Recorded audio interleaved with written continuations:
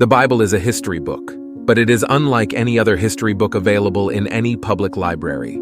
The history of the Bible starts with the creation of the earth and ends with the end of the world.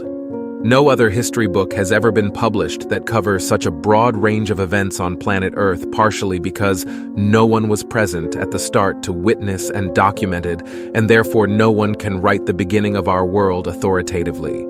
We are the only folks in the world who know how it will all end. That is unique.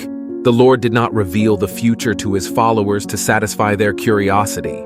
It was to prepare them for the future so that they would not be surprised when it arrived and that they would not misinterpret it. Be grateful that Jesus was so forthright in sharing what the future holds for us. People ask, are we in the end times? However, the Bible talks of the last days, and we have been in the last days for 2,000 years. The last days started at Pentecost, where the first prophecy of the last days was fulfilled. Every Christian generation should live to be ready for the Lord's return. The Bible is a book full of predictions. Its pages contain 735 predictions about the future. A prediction can be found in 1/4 of the Bible's chapters from beginning to end. It is basically a prophetic text. Though some books focus more on predictions than others, 596 of the 735 predictions have indeed occurred and have literally come true according to the scripture prediction. So, 81 of all Bible prophecies have already come true, and some of those prophecies were made centuries before the case. It doesn't take much confidence to believe that the remaining 19% will happen. That's as well a very high score. The Bible has proved 100 right for every prediction that could have been fulfilled. By now of the rest, most of them are concerned with the actual return of Jesus and what follows after that. How many of these predictions remain to come true before Jesus returns? The answer is about 20, and we are watching to see those happen first before we look for the Lord's return. Jesus told us to watch and pray. What do we watch? We cannot stand still and watch the clouds to wait for him to appear. That is not what he meant. He meant keep an eye on what's going on in the world and see what signs I gave you to help you prepare. Signals are the signs. So let's look at Matthew chapter 24, where the disciples asked him, what will be the signs or signals of your return? What would we do if we don't know when it's going to happen? To their inquiry, Jesus gave a direct and unambiguous answer. We can thank God that he responded in such a straightforward manner in the book of Revelation. He gives a much more detailed and comprehensive response. But here he gives a rundown of the signs that will precede his arrival. The disciples approached Jesus secretly as he was seated on the Mount of Olives, Matthew 24 verses 3. 36 later, Jesus sat on the Mount of Olives. His disciples came to him privately and said, "Tell us, when will this all happen? What sign will signal your return and the end of the world?" Jesus told them, "Don't let anyone mislead you, for many will come in my name, claiming I am the Messiah. They will deceive many, and you will hear of wars and threats of wars. But don't panic. Yes, these things must take place, but the end won't follow immediately. Nation will go to war against nation and kingdom against kingdom. There will be famines and earthquakes in many parts of the world. But all this is only the first of the birth pains, with more to come. Then you will be arrested, persecuted, and killed. You will be hated all over the world because you are my followers, and many will turn away from me and betray and hate each other, and many false prophets will appear and deceive many people. Sin will be rampant everywhere, and the love of many will grow cold. But the one who endures to the end will be saved, and the good news of the kingdom will be preached throughout the whole world, so that all nations will hear it, and then the end will come. The day is coming when you will see what Daniel the prophet spoke about the sacrilegious object that causes desecration standing in the holy place. Reader, pay attention. Then those in Judea must flee to the hills. A person out on the deck of a roof must not go down into the house to pack a person out in the field, must not return even to get a coat. How terrible it will be for pregnant women and for nursing mothers in those days. And pray that your flight will not be in the winter or on the Sabbath, for there will be greater anguish than at any time since the world began. And it will never be so great again, in fact, unless that time of calamity is shortened. Not a single person will survive, but it will be shortened for the sake of God's chosen ones. Then if anyone tells you, "Look, here is the Messiah," or "There he is," Don't believe it, for false messiahs and false prophets will rise up and perform great signs and wonders, so as to deceive, if possible, even God's chosen ones. See, I have warned you about this ahead of time. So if someone tells you, "Look, the Messiah is out in the desert," don't bother to go and look. He is hiding here. Don't believe it, for as the lightning flashes in the east and shines to the west, so it will be when the Son of Man comes. Just as the gathering of vultures shows there is a carcass nearby. So, these signs indicate that the end is near. Immediately after the anguish of those days, the sun will be darkened, the moon will give no light, the stars will fall from the sky, and the powers in the heavens will be shaken. And then, at last, the sign that the Son of Man is coming will appear in the heavens, and there will be a deep mourning among all the peoples of the earth. And they will see the Son of Man coming on the clouds of heaven with power and great glory, and he will send out his angels with the mighty blast of a trumpet, and they will gather his chosen ones from all over the world, from the farthest ends of the earth and heaven. Now learn a lesson from the fig tree when its branches bud and its leaves begin to sprout. You know that summer is near. In the same way, when you see all these things, you can know his return is very near, right at the door. I tell you the truth, this generation will not pass from the scene until all these things take place. Heaven and earth will disappear, but my words will never disappear. However, no one knows the day or hour when these things will happen, not even the angels in heaven or the Son himself. Only the Father knows. Now in that passage he gave 4 distinct signs of his coming. So, what exactly are these 4 signs he gave us?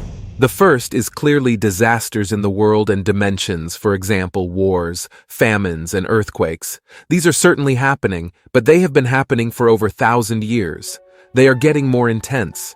So, we certainly are in this first sign. There are already wars, rumors of wars, earthquakes, and famine. Jesus says, don't be deceived. He says that again and again all the way through as we get nearer to the end. The danger is deception, both inside and outside the church. In this case, he says, from false Christs, false messiahs, people who will take advantage of the turmoil of natural disasters to present themselves as saviors. There are well-known examples of people who pretend to be saviors and lead people into desert locations only to end in tragedy. However, there are many false Christs, false saviors who claim to be the promised deliverer from all our troubles. The more problems there are, the more false deliverers there would be. But as Jesus advises us, don't be alarmed. Don't be worried when you learn of a new war, a new tragedy, or a new famine breaking out. He said something astonishing. These are painful events, but they are not pangs of death. They are birth pains. So when you read of disasters in the media, these are the pains that mean something new is about to be born. This should completely change our attitude. We know what the world is coming to. We should not be alarmed or dismayed, not as worried as the world will be about these things. Disasters in the world are the pain of birth in a new world that is to be born. Therefore, we are very different.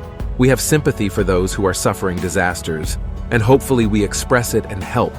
But in our hearts, we are not alarmed. We are hopeful. We are looking for a new birth of a new world.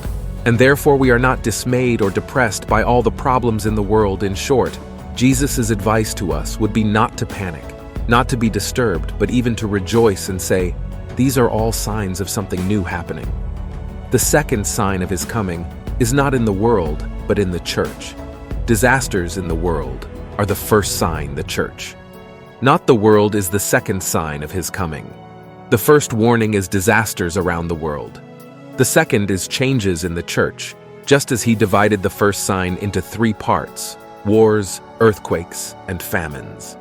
He divides the second sign into 3 parts, all of which occur within the church. The first is persecution, that we will be hated in every nation. The second aspect of this sign would be a significant reduction in the church's size. Most people's love will grow cold when the whole church is under strain. Many nominal Christians, if not all true Christians, would leave under the burdens of universal persecution. Their love would grow cold. That's a very depressing sign. The big surprise in the third part of the sign is that the gospel will be preached to every racial group. The third part of the sign is that the gospel will be proclaimed. A smaller, purified church would have a greater impact on the planet. That is exactly what Jesus is implying. False prophets can be a source of deceit. In all of this, we are aware of the teachings of false prophets. When there is no peace, they teach peace. Rather than being a source of challenge, their message is one of comfort. It's all right. It won't happen. They'll say all now Jesus' advice is to keep going. Don't give in to these false prophets. Whoever perseveres to the end will be saved when that sign occurs. When all aspects of the church are despised by the world, that is Jesus' advice to all Christians.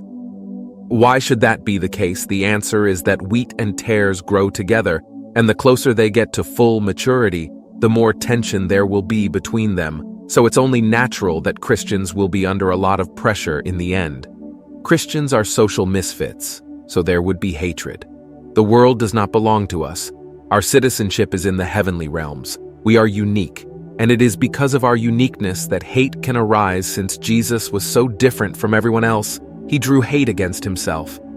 John 15:19, "If you were of the world, it would love you as its own instead. The world hates you because you are not of the world, but I have chosen you out of the world." It's not fun to be despised. That takes us to the third sign of the end times, which is Jerusalem's distress. Geographically, it will be very limited in this passage. Jesus quotes Daniel's prophecies, and there is a character in Daniel's prophecies who is referred to as the abomination of desolation. Daniel mentions it 3 times. What does it all mean? What's the big deal? It's about a human being, a man who establishes himself in the very city of God, calls himself God, and refuses to accept anyone else's will above his own. A tyrant whose arrival will have global ramifications, but who will be centered in Jerusalem, the city of God, the holy place. Then Jesus says that the 4th sign of his coming will come immediately after that. So we shall know when he is coming. We shall be ready when that sign comes. There will be no danger of false prophets or false messiahs. There will be no deception. It will be too quick. What will happen is that all natural light will be switched off. The sun will go dark. The stars will fall. There are many predictions of this, all the way through the Bible. Isaiah says the heavens will be rolled up like a carpet. All the stars of heaven will be dissolved. The skies will be rolled up like a scroll, and all their stars will fall like withered leaves from the vine, like foliage from the fig tree. The natural light will be gone, leaving only artificial light to illuminate the earth. What is happening? What is going on? People may ask, this is it. Christians will exclaim, the sun, stars, and moon stop shining. Right before that happens, God turns off the lights of heaven to prepare for the blaze of light from the lightning that will mark his return. Then he comes on the clouds back to the planet Earth, and we meet him.